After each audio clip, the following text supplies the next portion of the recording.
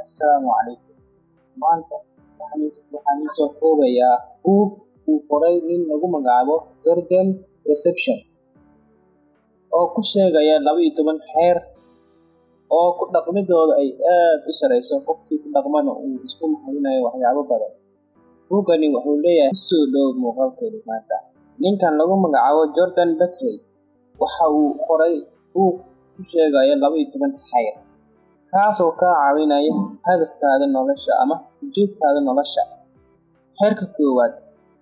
Jordan Peterson waxa uu noo sheegayaa inaad ka faa'iidaysato xeerka luqadeed ee jirkaaga, taas oo caawinaysa maskaxdaada inay hab wanaagsan ama nidaam wanaagsan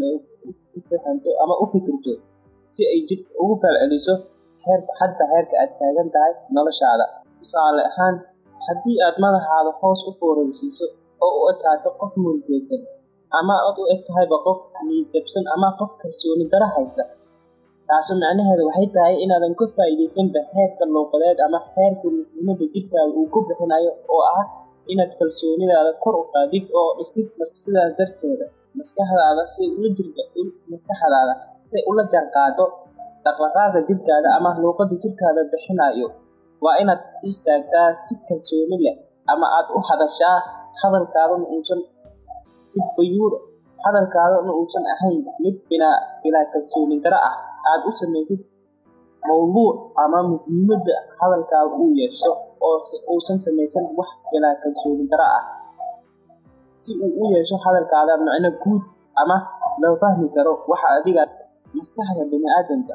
waxaa saameeya habka jidhkaaga dhaqdhaqaaqa uu samaynayo amaba kalsoonida ay ka muuqato jidhkaaga. Sidaas darteed, waa inaad ahaataa qof jir ahaan ama hoos aasan fiirinayn ama qof nolosha ka muuqato wax cabsi ah, si ay maskaxdaadu wax fiican u soo gudbiso ama fikir fiican ugu soo baxdo. Waa inaad iska dhigtaa mid kalsooni leh oo dareemayaba waxa jidhkiisu dhaqdhaqaaqa uu samaynayo si ay ula jaanqaado maskaxdaada, uusan jidhkaaga daciifnimo aysan ka muuqan marnaba. Waana mid ka mid ah xeerarka cilmi nafsiga ee aasaasiga ah ee qofka bini'aadamka laga fahmi karo waxa uu isaga dareemayo ama waxa isaga ula muuqato aragti ahaantiisa qofkan bini'aadamka. Tusaale ahaan, haddii aad adeegsatid luqad jir oo daciif ah, maskaxdaaduna waxay sidoo kale iyadana adeegsan doontaa hab daciifnimo ah si ay ula jaanqaado xeerka jidhkaaga isla waqti xaadirkaas. Xeerka labaad waa inaad nafsad ahaantaada ula dhaqantaa nafsadaada qof u baahan in ay is-caawiyaan jidhkiisa ama nafsadiisaba. Taasi macnaheeda, Mr. Jordan waxa uu ku sheegay inaanu u baahan nahay qof na caawiya. Macnaheeduna ay tahay caawintaasi qof ina dareensiiya farxad, reereen iyo waxyaabaha la mid ah ina dareensiiya iyuu ka wadaa qof ina caawiya si ay maskaxdeedana ula jaanqaado xeerka farxadeed ama xeerka nidaamka jidhkeena uu muuqdo xaqiiqo ahaanse. Laakiin taasi waa aragti aanan wanaagsanayn in uu qofku iska dhaadhiciyo in qof kaleeto farxadiisa uu ka taliyo, in qofkaas kale uu farxad siin doono. Balse taasi waa mid laga wanaagsan yahay waxaa taasi ku buuxinaya in qof kaleeto aad farxad ama reereen aad ka sugtid jidhkaaga. Xeerka luqadeed ee inaad ka faa'iidaysato aad fahamtid. Haddaa farxad rabtid inaad iska muujisid jidhkaaga inuu ku faraxsan yahay oo iska dhigtid, ama haddii aad iska dhigtid jir ahaantaada qof murug kama muuqato, maskaxdaaduna iyadana waxay galaysaa xaalad murug ahaan. Taasina kuma wanaagsan inaad ka dhaqantid, balse waxaa ku fiican inaad jidhkaaga iyo maskaxdaadaba isla jaanqaadaan oo aad isiisid farxad ama reereen intaa qof. Maxaa yeelay noloshaada qofka ugu badan ee waqtiga aad la qaadan doonto waa nafsadaada. Haddii aadan waqtiga badan aad la qaadanaysid aad ka dhigto murug, run ahaantii ma aad dareemi doontid nolosha macaankeeda ama dhadhanka ay nolosha ku siinayso. Mar kastaba haddii aad ku sugaysid qof kaleeta inuu farxad ku siiyo, taasi beddelkeeda waa inaad nafsad ahaantaada waqti badan isla qaadatid oo farxad siisid si ay dadka kaleetana ay kula dhaqmaan si wanaagsan. Haddii qofkan tusaale ahaan murug ka muuqdo, qof kaleeto oo uu imaado xaaladaas murug, wuxuu leeyahay no maxaa ku daari maanta waa muruga kaa muuqda. Laakiin haddii aad iska faraxsan tahay qof iska caadi tahay, qofkaas waxaa laga yaabaa si caadi ah inuu kula dhaqmo uusan murug waxaas uu ka muuqan jidhkaaga. صادق هذا وأنا تسكتها حالة عالية هذه هذا يوصل أهين يعني وح وقبول لا درين كرو وأنا تسكتها في القرآن مهمة على أكيد يصير بس إنه هذا فقط ثلاثة نفسد هذا أو أبور كالسومة يه هذا مهمة صار أنا نفسد هذا كل وقت إسمك عليه أنت على فقط ثلاثة واحد سجل هذا يعني فرحة يوم يريد وحاسس كلها نفسد حان هذا اسمه مشهور أو وقت ذاك هذا مشهور هيركم مستر جوردن حيوانون شيء يا إن نفسدنا أسبوع عاونا يعني واحد ولا بقى وباحن مثلا نفسد حان بيننا أسبوع عاونا أنا نحط ثلاثة كسجل وأنا مهمة لنا أنا أوجه لنا موضوعا وأنا نفسد أو واحد وباحن نفسد السياسة أو سن هين حط ثلاثة إن الله كسجل أو يعني فرحة أنا كسجل حط ثلاثة كذا سي نفسد على سي فرحة يحرر من حد الدرين نفسد على استيك الليل كارن أقعد كالسوني على حياة أي كتاب هاي نفسد على أما مسكح على سي أول جنقادي كتاب وأنا كالسوني وفكر موجودات كتاب اسمه كالسون معنا كتاب ما حياة كسد حاجة مستر جوردن وحو إنه وشيء يا أنا بنصيحتي قف كليا فرمت كم وقلا أما أوصل نفسد على مرة qofkaas ma joogtid wax weyn ay ka faa'iideysid hala istaagin qof yani balamaana yani ku socda ama nafsidiisa wax horumar uu ka sameeyay salahan hadii afar qof oo nolosha ka dhacday hadii aad la socotid adna waxaad noqon doontaa qof shanaad ee nolosha ka dhacay amaba bedelkeeda hadaan u qaadano afar qofood oo nolosha heer sare ka gaaray markaad la socotid adna waxaad noqon doontaa shanaad ee noloshiisa sidoo kale جودن وحuu leeyahay xalla socon qof nafsad ahaantaada yani kulliida ama hoos u dhiga uu ku dhahayo qofkan wax ma karo ama wax ma qabto ama kan uu ku dhahayo qof noocaas ma leh waa inaad ka fogaataa saada mar kastaba si aad nolosha horumar ugu samaysid waa inaad la socotaa dad yani oo heer sare ah ama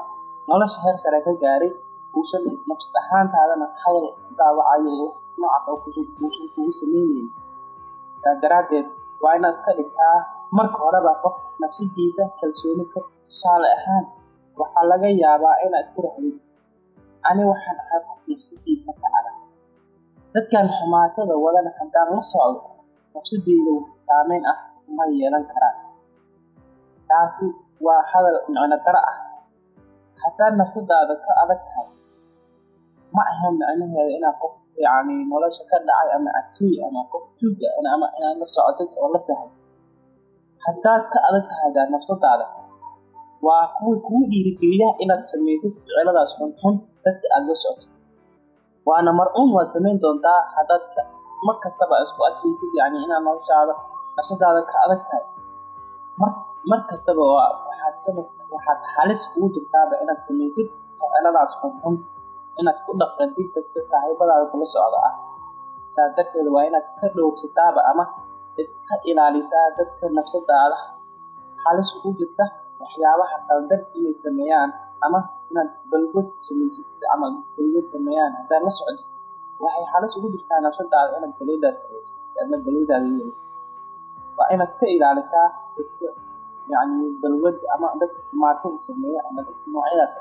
nafsadaada mar waliba waa inaad ka ilaalisaa dad noocaas intaad ku xiran lahayd bedelkeeda waa inaad ku xirataa dad nolosha dabaqa sare ka gaaray oo yani heer fiican ka gaaray nolosha taasi adina waxay ku noqon doontaa fursad ama dadka kaleeta ay kuga aaminaan ninkan yani dad fiican oo la socdaa yani in lagu dhaho taas chance fiican uga heshid nafsadaada ugu faa'iidaysatid waana qofka bey'adda uu joogo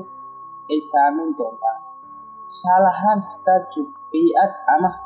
deegaan ama yani xaafad ay dadka joogaan yaalweera ama wax noocaas ama ay joogaan hadaa la joogtid taasi macnaheeda maahan inaysan ku saameynaynin deegaankaas aad la joogtid badanaa cilmi nafsiga waxay dhahaan qofka dabeecadiisa ama horumarkiisa ama garaadkiisa inuu koro ama heer wanaagsan inuu nolosha ka gaaro waxaa saameyn ku yeelata bey'adda ama deegaanka uu isaga isla xaaladkaas uu ku noolyahay mawduucan dalad aan ka hadlaynay waana ku sheegnay yani aqlabad laba wiil oo mataana ah marka ay dhasheen muddo meel loo kaxeeyey ama muddo bay-ad gooni ah la kala geeyey. Labadii wiil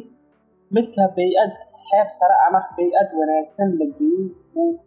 uu meeshaas bay-adaas uu ku koray waxa uu noqday mid garaadkiisa, caqligiisa iyo fikirkiisaba aad u sareeya. Halka midkii labaad ee la geeyey bay-ad aanan wanaagsanayn ay noqotay caqli ahaan ama heerka garaadkiisa ay tahay mid aad u hooseyso. Taasina waa tusaale weyn oo noogu filan inaad ka fahantaan bay-adda aad ku nooshihiin inay tahay bay-ad heerka afaraad. Mr. Jordan wuxuu la barbardhig nafsadaada shalay toole sidaad ahayd iyo maanta sida adigu isla waqti xaadirkan adiga aad ku sugan tahay ama sida isla waqti xaadirkan adiga aad dareemaysid. Laakiin nafsadaada keligeed isla barbardhig dadka kaleeta marnaba hala barbardhigin ayuu leeyahay Mr. Jordan. Haddii ay dhacdo inaad nafsadaada dadka kaleeta aad la barbardhigtid waxaad dareemaysaa niyad jab, caadooyin aan wanaagsanayn inaad kala kulantid, yacni aad dareentid inaad nafsad ahaantaada waxba isku qabsan karinba aad tahay fashil. Waxay ku dareensiinaysaa wax noocaas ah inaad qof ama nafsadaada qof kaleeta aad la barbardhigtid. Laakiin taasi beddelkeeda nafsadaada waa inaad la barbardhigtaa maanta iyo shalay sidaad adigu aad ahayd ama xaaladaadu siday ahayd. Keliya marnaba ha la barbardhigin nafsadaada qof kaleeta. Heerka shanaad Mr. Jordan wuxuu inoo leeyahayba ku mashquul nafsadaada oo ha ku mashquulin qof kaleeta. Ku mashquulida nafsadaada aad ku mashquulaysid maxay tahay macnaheedu? Waa inaad ku mashquulid nafsadaada waxyaabihii qalad aad soo samaysay si aysan mar kaleeta dib ugu soo laaban. Ee keliyata ugu mashquul inaad isbeddel ku samayn lahayd nafsadaada sidii ay shalay ahayd iyo siday maanta tahay. Fikirkaaga soo shalay ahaa iyo siduu maanta uu yahayba. Waa inaad ugu mashquulshaa nafsadaada intaas iyo waxyaabihii waxbarashada iyo heerkaaga garaadka inta uu marayo. Laakiin taasi beddelkeeda haddii aad dadka ku mashquulshid yani shalay toole siduu ahaa iyo shalay yani waxyaabo aanan wanaagsanayn oo maalayacniska ah, taasi beddelkeeda waa inaad adiga isku mashquulshaa oo yacni la xisaabtantaa nafsadaada aysan dib u dhigista ay ka tagtid nafsadaada yacni waxyaabaha dib u dhigtid aysan mar kaleeta tan ay ku horyaalaan maalin walba. Saa darteeda inaad nafsadaada ku wajahdid caqabad kasta ay ku taalaba waxyaabaha aad qaban lahayd waa inaad si toos u wajahdaa aysan kula laaban ama aysan u samaysan marmarsiyo. Taasi beddelkeeda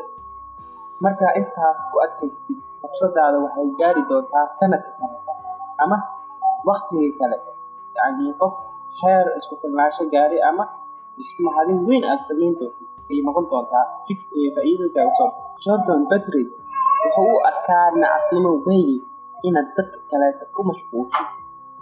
Waana arrin fool xun inaad qof kaleeta ku mashquulshid inta aad nafsadaada iskula xisaabtami lahayd aad dad kaleeta nafsadooda fiirisid. yacni waa inaad isku xisaabtantaa nafsadaada. Waana kalsooni dara, waana ayb inaan wax aanan wanaagsanayn aad qof kaleeta